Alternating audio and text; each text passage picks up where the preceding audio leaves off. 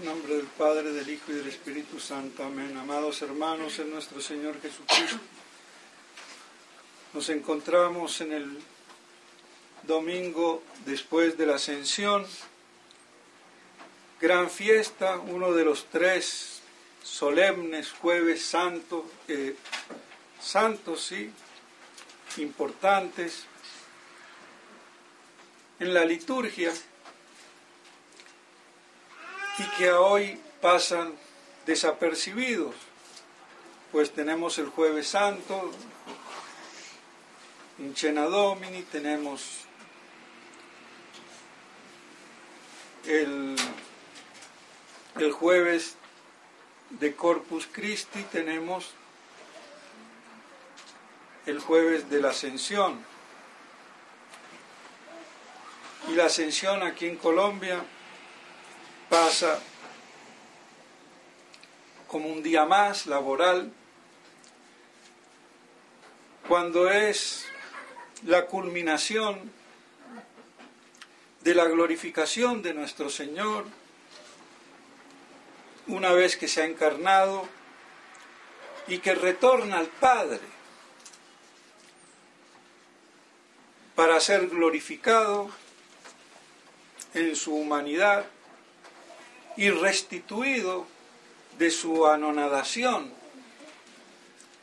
la cual contrajo para redimirnos del pecado muriendo en la cruz, y ahora, una vez resucitado y habiendo estado 40 días entre sus discípulos, sube al cielo con la doble promesa, que no hay que olvidarla, la promesa del Espíritu de verdad, del Espíritu Santo, que procede del Padre y del Hijo, aunque en el texto del Evangelio de hoy, que antecede al del tercer domingo de Pascua, habla del Padre. Y algunos, como los griegos, pues los ortodoxos, más específicamente, se valen de este pasaje para decir que no procede del Hijo y negar el filioque.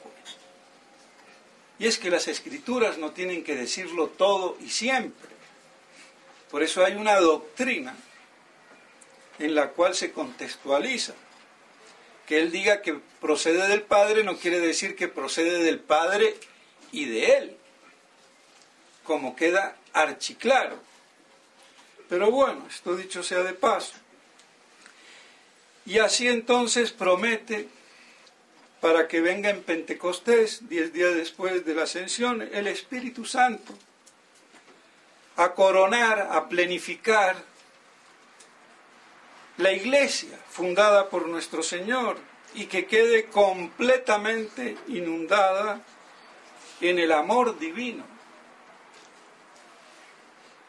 y expresado, manifestado y personalizado en el Espíritu Santo, que es ese soplo de amor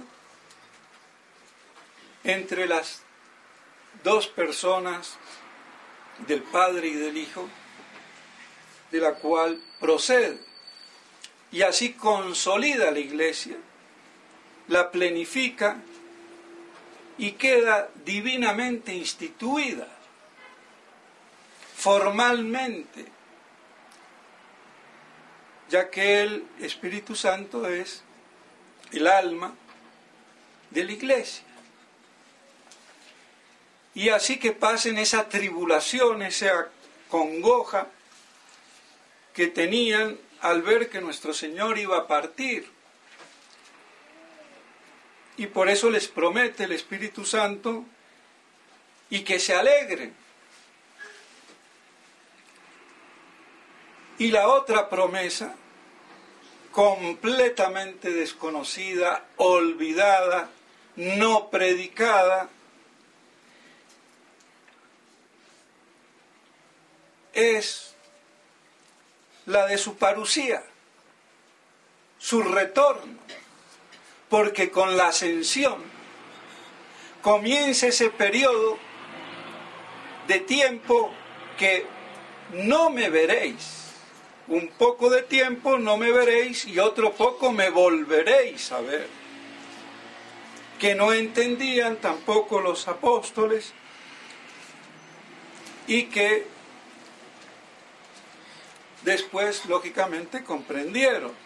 Y que San Agustín nos dice que ese poco de tiempo es todo el transcurso después de la ascensión hasta la parusía, o sea, toda la historia de la Iglesia, y que son como dolores de parto.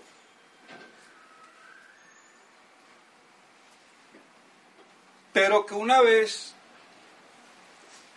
que se alumbra, esa alegría no se os quitará. Entonces tenemos esa doble promesa. Una que ya fue a los 10 días, Pentecostés, con la venida del Espíritu Santo, y queda pendiente la parusía.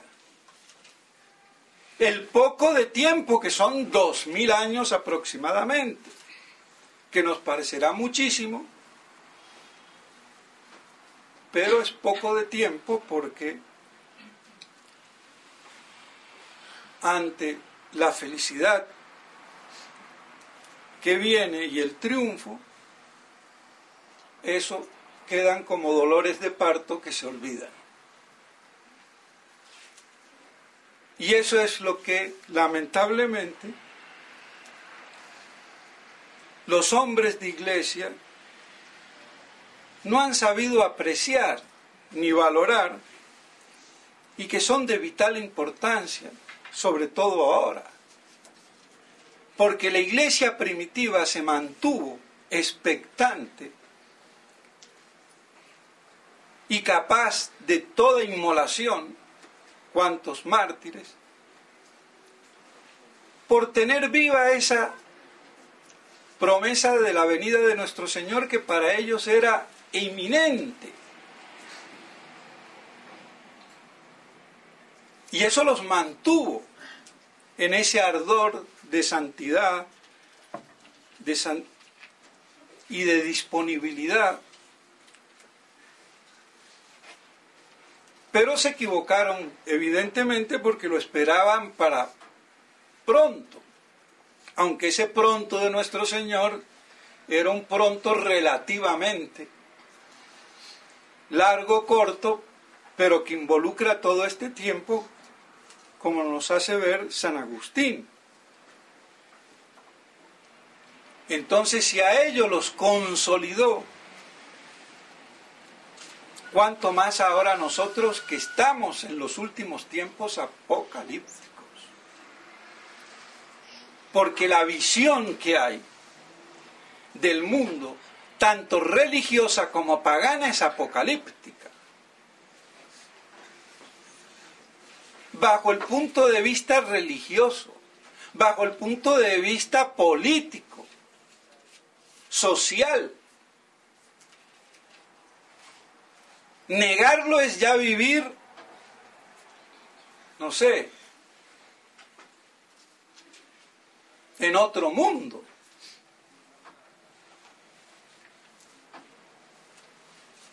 Pero es una evidencia. Y en primer lugar el problema es teológico.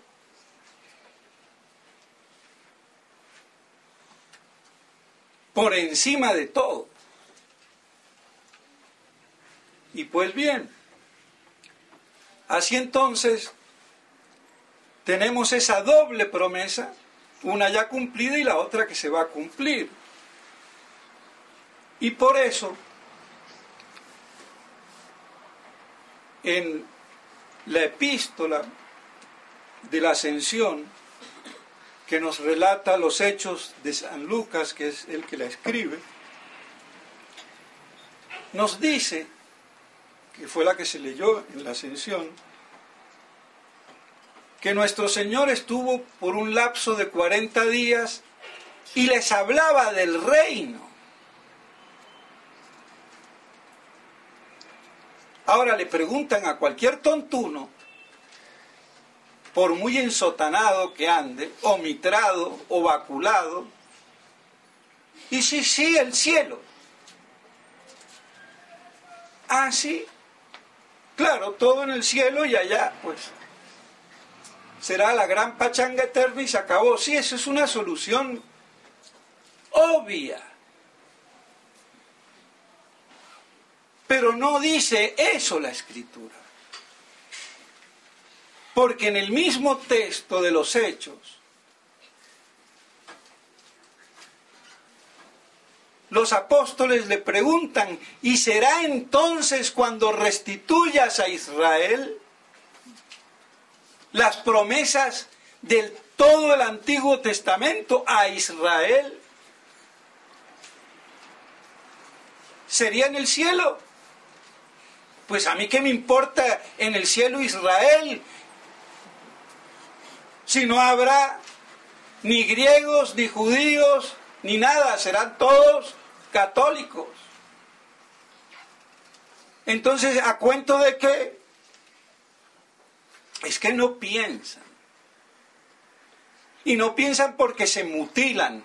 Y se mutilan porque tienen una visión miope, antiapocalíptica y una tirria que no pueden con ella. Y así andan más ciegos que nada. Se anda ciego. Y nuestro Señor no le responde. Lo remite a los decretos de la intimidad del Padre, no porque Él supiera, sino porque no les quiso decir en ese momento. Se lo pudo haber dicho, ¿y por qué no lo hizo? Bueno. No me es a mí revelarlo ahora.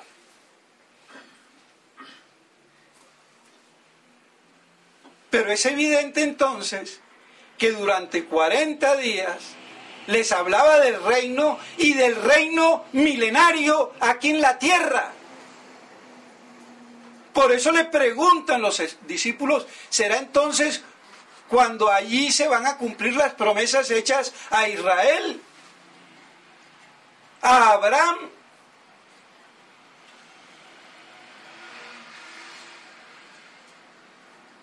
Y que forma parte del Israel también espiritual, que es la iglesia, del triunfo de la iglesia.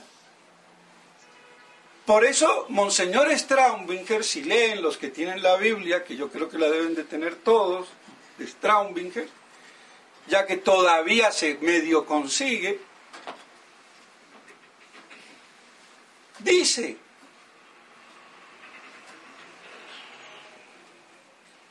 en la nota,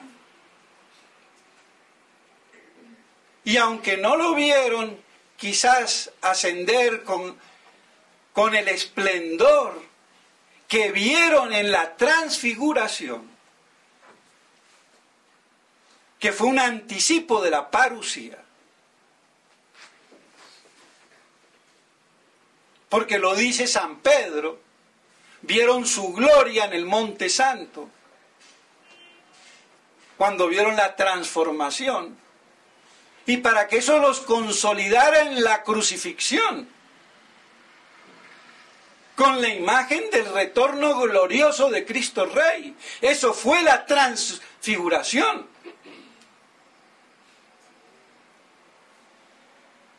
Que tampoco se predica, porque hay que decirlo, el clero es ignaro, ignorante, y peor, imbécil.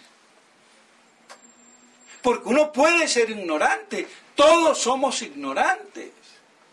Y hay que combatir la ignorancia sabiendo, estudiando, meditando. Pero el que quiere ser burro y mangonear en su supina ignorancia, ese ya es imbécil. Quiere imponer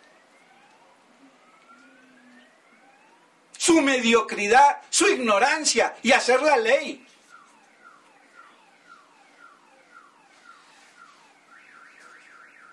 ¿qué vamos a hacer? Entonces, ¿cómo van a predicar? Y encima combaten, impugnan. ¿Y eso qué es? Pecado contra el Espíritu Santo, contra el Espíritu de verdad.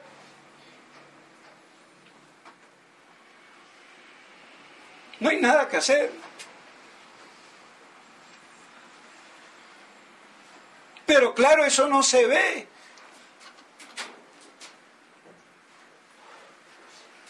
Porque los peores pecados son los que no se ven. Los de la carne se ven. Son groseros, manifiestos.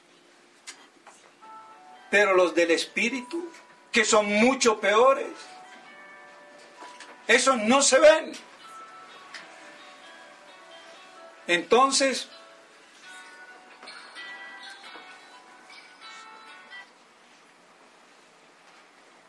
vemos cómo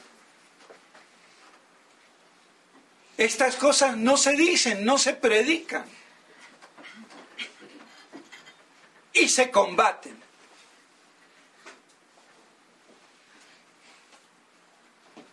Por eso hay que recordarlas. Y así entonces, Monseñor Straubinger lo dice en las 2 notas al pie de página sobre la epístola de los Hechos de la Ascensión. Nos recuerda la transfiguración y nos habla de la bienaventurada esperanza. Porque con la ascensión se inicia toda la perspectiva de la bienaventurada esperanza del poco de tiempo que no le veremos para después volverlo a ver.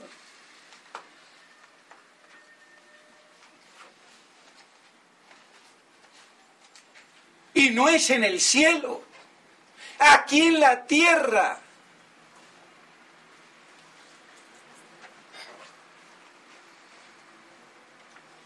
Porque el triunfo de la iglesia es aquí en este mundo. Y el de Cristo aquí en este mundo. Y cuando esté todo sometido a su divino poder y bajo su cetro, y sean todos católicos, un solo pastor, un rebaño bajo un solo pastor. Entonces Él reúna, recapitule, instaure omnia in Cristo. O recapitule, como decía Monseñor Lefebvre, que instaurare era recapitularlo todo en Él. Entregue ese reino al Padre, porque Él es la vía, la vida y el camino, la vida. Entonces,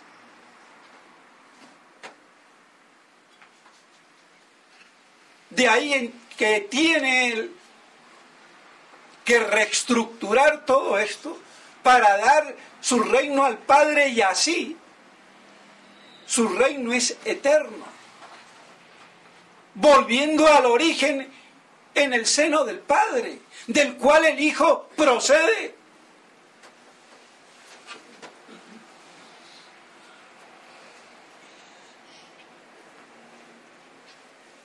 Esa es la economía, si se quiere, teológica de la historia.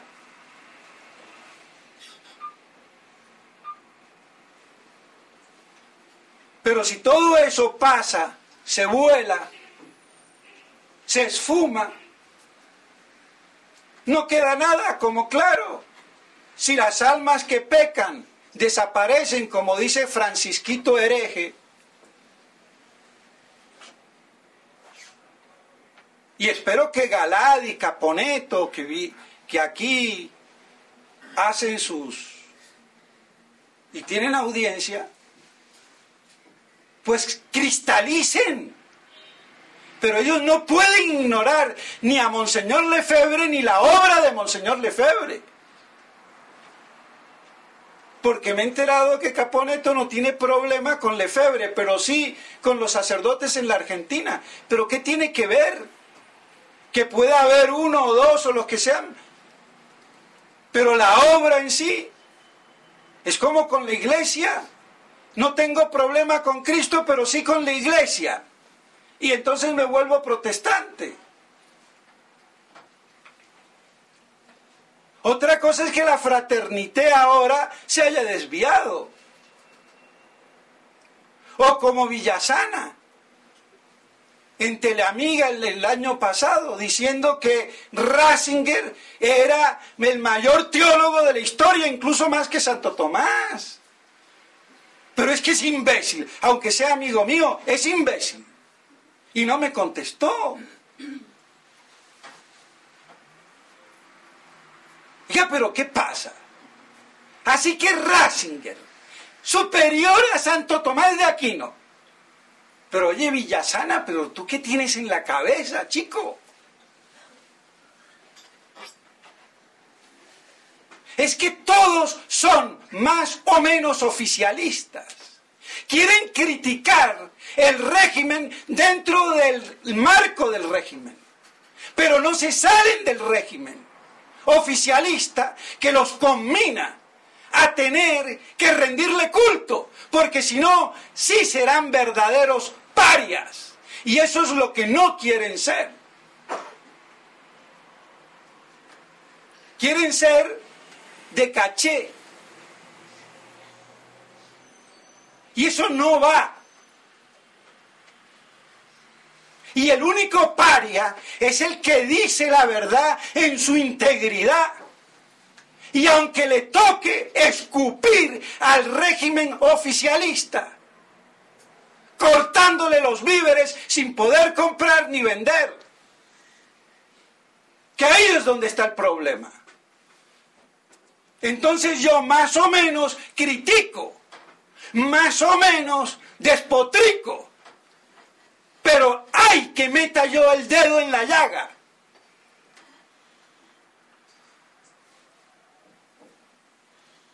¿Por qué Caponeto no reconoce que se equivocó? Él cómo pretende que le crean, y habla muy bien, y yo lo admiro y lo aprecio, porque es un hombre culto, habla con gran poesía, muy inteligente, pero ¿cómo va a pretender él meterse en el campo religioso y no ponderar la obra de Monseñor Lefebvre? Pero es que como lo tiene atrás a Sáenz, esos padres de línea media, Escurra y compañía, y Vuela, el padre Sáenz es amigo de Bergoglio. Ahora no sé Caponeto cómo se llevará con esa amistad de Bergoglio con Sáenz, que salió en una foto, allá rindiéndole pleitesía. El padre Sáenz, que también sabe mucho, pero se quedan a medias.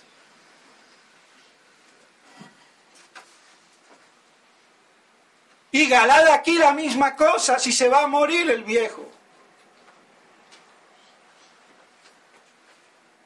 La misma universidad católica, de católica no tiene nada, me lo dijo un alumno ahí. Hay profesores marxistas. Presidente, ¿pero de qué? Si no controlas ni el pensum ni los maestros, por favor. Entonces aquí viene Caponeto, Villasana y Chichalana y lo que sea. ¿Y qué? ¿Qué queda? ¿Quién torea de frente? Eso hay que decírselo.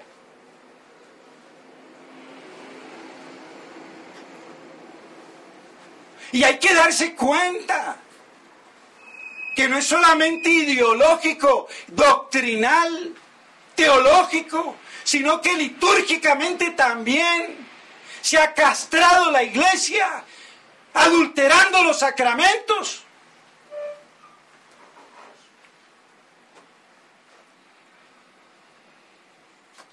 ¿O es que no se dan cuenta? Porque me sale el curita Sainz o el curita abuela o la chichabuela.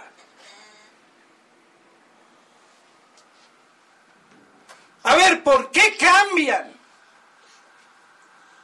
el rito esencial? Si es lo mismo, ¿para qué lo cambio?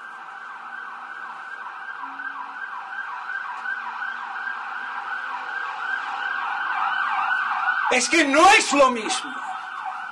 Quieren decir que es lo mismo. Los ritos modernos no tienen el sello de la garantía de producir ex opere operato la gracia que significan. Así de claro.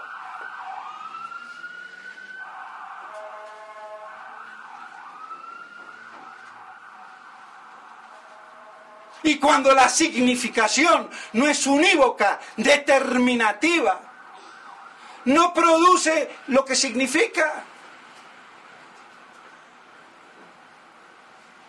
Ese es el argumento esencial.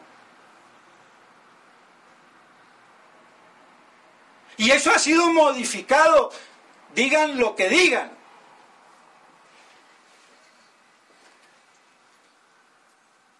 ¿Qué vamos a hacer?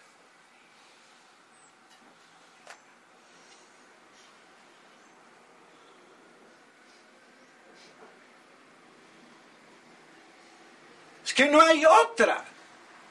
Es que esto no tiene solución.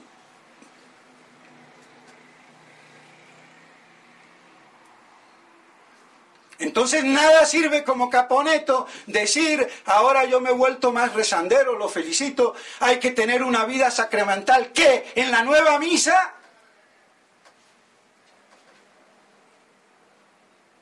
¡Por Dios! Entonces, que se afinen.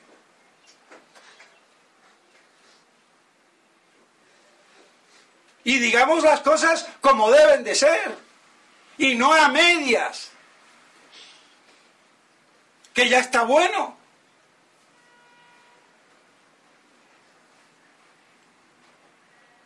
Yo no le voy a pedir a Caponetto ni a Galat que digan que el Papa no es Papa. Eso es para sabios, intelectuales y doctos. No para los brutos sedevacantistas tusistas, lo aclaro, ¿ah? Porque eso es para desprestigiar la verdadera tradición. Y el verdadero y único sedevacantismo teológico, fundamentado en la doctrina de la Iglesia. Y no toda esta sucesión espuria y basofia que nos viene a redividir. Es que el demonio no para, la hace bien. No queda nada en pie.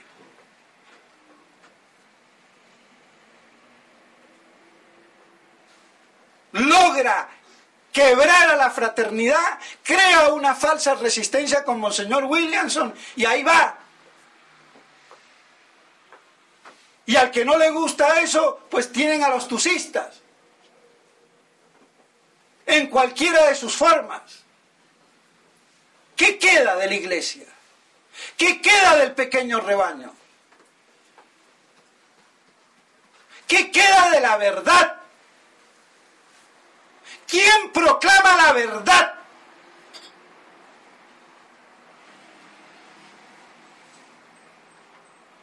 Es que se acabaron los doctores en la Iglesia, parece ser. Y ahora salen los periodistas, o los televisivos, o los prosistas, o los escatológicos.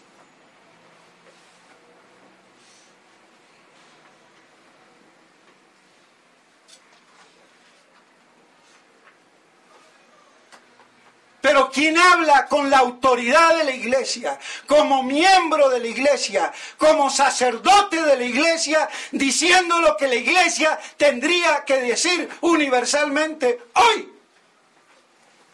¿Dónde están? Y ahora Monseñor Williamson, de este sábado no, sino el del anterior, pone en duda, eureka, la legitimidad del papado porque hay dudas. Bueno, chicos, vas progresando, pero ¿qué quieres? ¿Hacer dorar la píldora? Habla claro. Pero no estés esperando a una solución como la de Cayetano, que esperaba la declaración de la Iglesia, porque esa no la va a haber ni es necesaria, porque no se declara el estado de sede vacante que se produce ipso facto por la herejía pública, notoria y manifiesta del Papa que ha defeccionado en la fe, y punto. ¿Qué es lo que dice San Roberto Belalmino?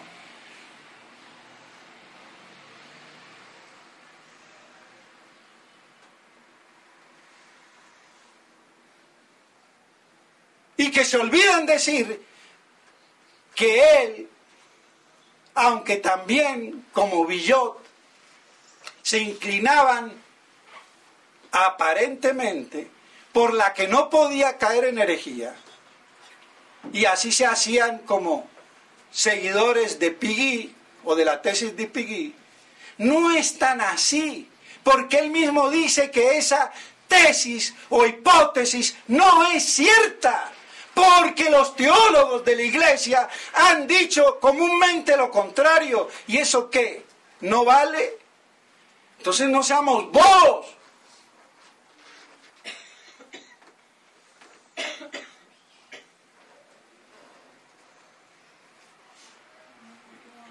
Entonces vemos, mis estimados hermanos, cómo está pendiente la esperanza de la parusía bienaventurada, que es la única cosa, y por eso el demonio la combate a muerte, que nos hará mantenernos firmes, de pie, incolumes, sin claudicar.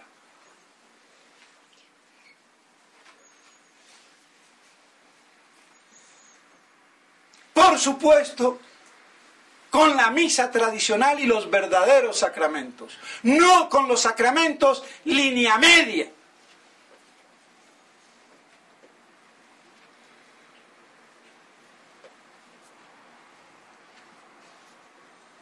Así de claro. Entonces vemos cuán esperanzador es este tiempo de la ascensión, que está llegando a su culmen para cumplirse la promesa del poco de tiempo que no le veremos, pero le volveremos a ver. Porque esto no da para más. Se podrá estirar un poco más, pero mucho más no. ¿O no vemos lo que está pasando? Y cada uno es Quijote a su modo. Cada uno pretende salvar a la Iglesia, que nadie la salva. La Iglesia está salvada por sí misma. Otra cosa es que yo, como miembro, me enganche o no me enganche. Pero soy yo el que me salvo o me condeno, no la Iglesia.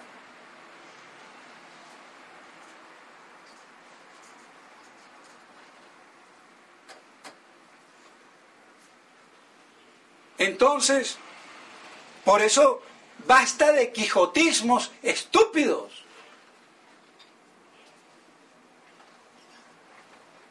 Y muchos de los que dicen sacramentos válidos, los ortodoxos tienen sacramentos válidos. Ve y hazte ordenar por un obispo ortodoxo, serás un hereje. Así de claro.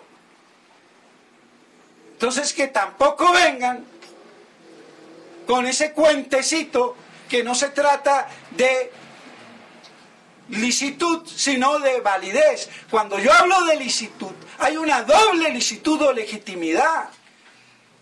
Porque yo puedo estar hablando de si es lícito o no, moralmente hacerlo. Y otra cosa es si es lícito o no, porque hay un pecado de cisma o herejía, es muy distinto.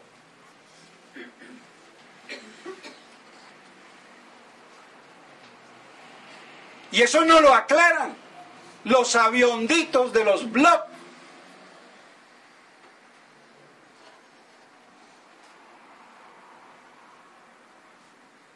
Es la licitud para que sea dentro de los parámetros de la iglesia y no sea un acto cismático y un acto herético, que es muy distinto, como le pasa al bobito de Cuba. Y no lo iba a decir, pero lo voy a rematar, porque me tiene ya el imbécil en el Facebook besándole el ombligo, el pupo, como dicen en la Argentina, de su mujer preñada. Habrá que ser imbécil para poner eso en Facebook, no tiene ni pudor. A ver si con esta se le cae de una buena vez.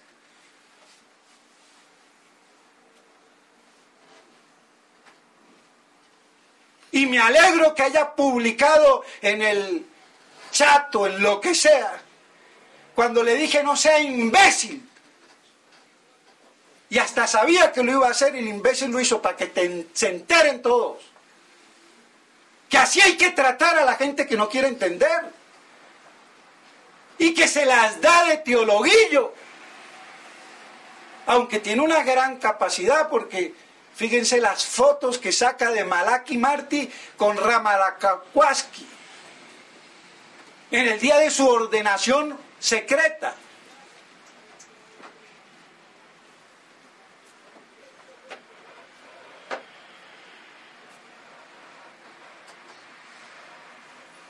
Y una vía más espuria no puede ser que la de Schettino.